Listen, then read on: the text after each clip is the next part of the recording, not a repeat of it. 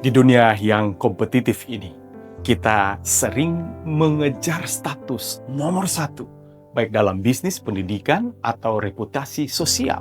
Namun Rasul Paulus mengingatkan jemaat di Kolose bahwa hanya ada satu pribadi yang benar-benar memegang keutamaan mutlak atas segala sesuatu. Ayat intinya, Kolose 1 ayat 15 sampai 17 menyatakan, ia adalah gambar Allah yang tidak kelihatan, yang sulung lebih utama dari segala yang diciptakan. Ia ada terlebih dahulu dari segala sesuatu, dan segala sesuatu ada di dalam Dia. Mari kita bedah 5 alasan utama mengapa Kristus harus menjadi yang utama dalam kehidupan kita jemaat Tuhan. Yang pertama, poin yang pertama, Dia adalah gambar Allah. Fokus di pelajaran hari Minggu. Paulus menegaskan bahwa Kristus adalah gambar Allah, ikon atau icon yang tidak kelihatan. Artinya, jika kita ingin melihat karakter Allah Bapa, lihatlah Yesus. Dia bukan sekedar ciptaan, tetapi Sang Pencipta itu sendiri. Segala sesuatu baik yang kelihatan maupun tidak diciptakan melalui Dia dan untuk Dia. Dia adalah akar dari segala eksistensi. Sebagai aplikasi bagi jemaat dan Makarios yang sangat menghargai warisan heritage dan akar keluarga, pelajaran ini mengingatkan kita bahwa Kristus adalah akar dari segala akar. Sebelum nenek moyang kita ada, Kristus sudah ada. Dalam budaya kita yang mungkin tergoda untuk mengutamakan tradisi di atas kebenaran, mari kita menempatkan Kristus sebagai fondasi utama rumah tangga kita. Jangan hanya menjadi penganut tradisi, jadilah penyembah Sang Pencipta. Poin yang kedua, Dia adalah yang sulung. Fokus di pelajaran hari Senin. Kristus adalah sulung, prototokos. Artinya, ia memiliki hak kesulungan dan otoritas tertinggi. Walaupun sulung, dia bukan ciptaan. Dia adalah pencipta dan penopang semesta. Tanpa dia, alam semesta dan hidup ini akan hancur berantakan, akan chaos. Artinya, dialah yang memegang kendali atas sejarah manusia. Sebagai aplikasi, banyak dari anggota gereja, termasuk gereja Makarios, adalah pengusaha atau profesional yang terbiasa memegang kendali. Terkadang kita merasa bahwa kitalah yang menopang keberhasilan bisnis dan keutuhan keluarga kita. Namun, keutamaan Kristus mengajarkan kita untuk melepaskan kendali. Dia adalah CEO sejati atas hidup Anda. Sebagai saat bisnis goyang, rencana gagal, tekanan, pekerjaan, masalah, keluarga, dan masa depan Anda, ingatlah bahwa Kristus tetap memegang kendali. Serahkanlah jadwal atau rencana Anda kepadanya. Letakkan beban kekhawatiran Anda pada Dia yang menopang alam semesta. Izinkan Dia menata kekacauan hati kita, dan itu akan menjadi damai sejahtera. Poin yang ketiga, Dia adalah kepala tubuh. Fokus di hari Selasa. Kristus adalah kepala tubuh, yaitu jemaat.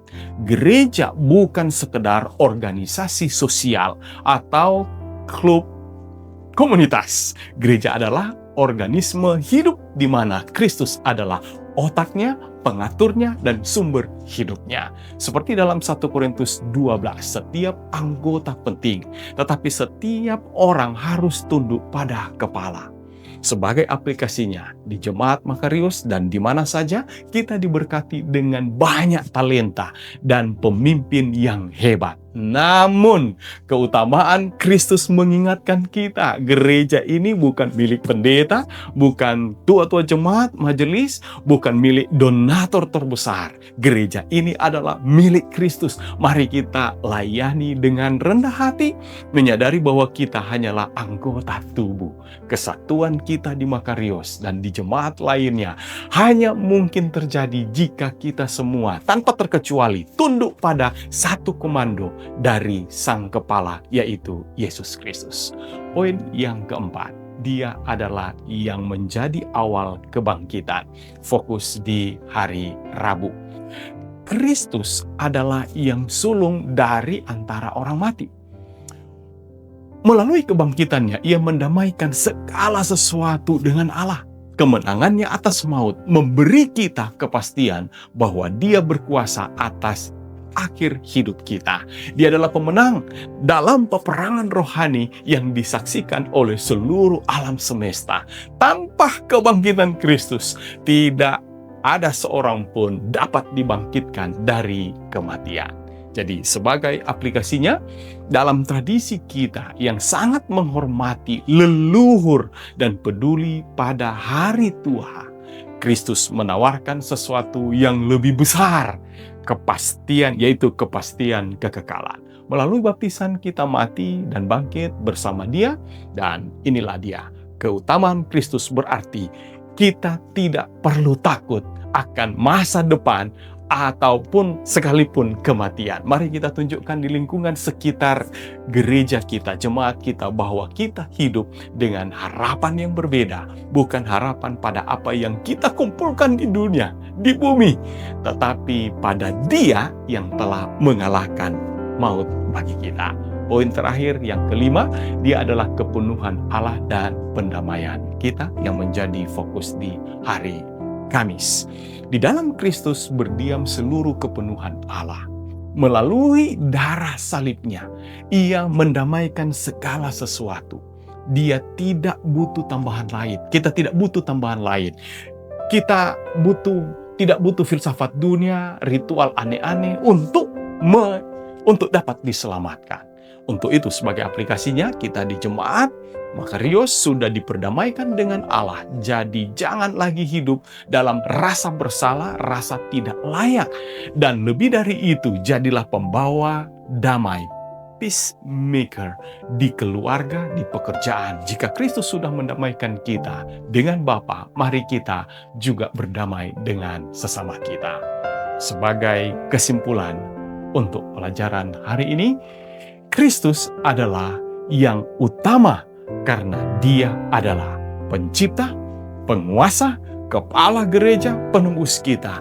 Jika Dia adalah segalanya bagi alam semesta, sudahkah Dia menjadi segala-galanya bagi Anda pada hari ini? Apa satu area dalam hidup Anda yang paling sulit untuk diserahkan di bawah otoritas Kristus pekan ini? Tulis di kolom komentar, dan mari kita doa bersama, saling menguatkan satu dengan yang lain. Tuhan Yesus